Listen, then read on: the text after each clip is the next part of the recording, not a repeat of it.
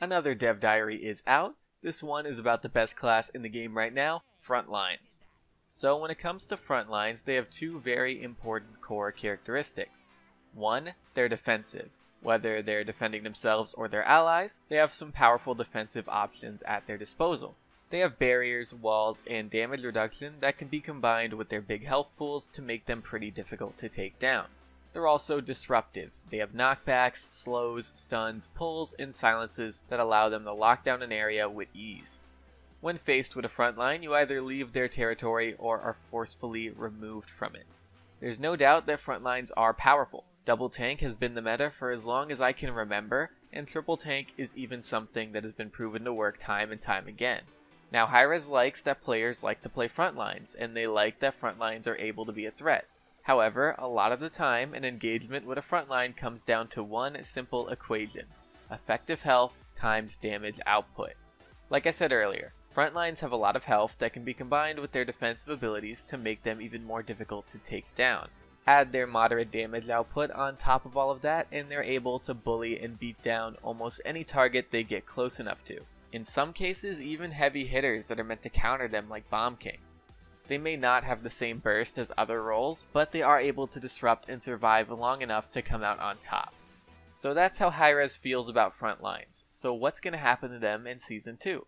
Well, they feel that frontlines are too good of a pick in a lot of cases. They don't want to take away what makes them frontlines by messing with their health or disruptive capabilities. What they do want to do though is ensure that frontlines stay fun to play and stay lethal without stepping on damage or flank characters.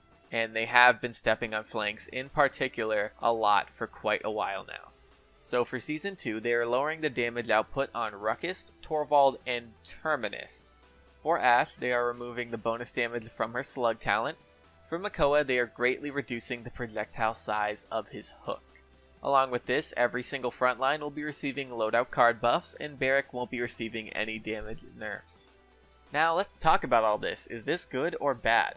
Well, Ruckus is a damage monster right now. He can compete with the DPS characters and win any 1v1 with ease. He's at the top right now when it comes to bullying, so seeing his damage go down a bit is probably for the best. I am hoping they hit his rockets more so than his miniguns though.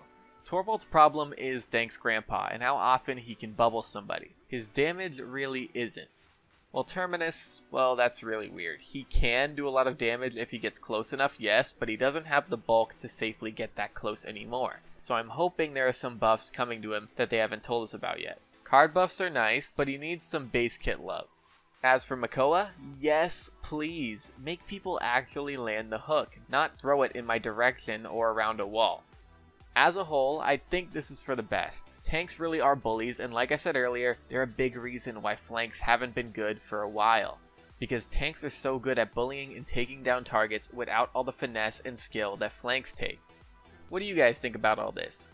Do you think lowering their time to kill was the way to go, or do you feel like something else could have been done? Let me know in the comments below. The last dev diary will of course be for the damage class, and they'll be releasing that to us next week. I'm pretty excited.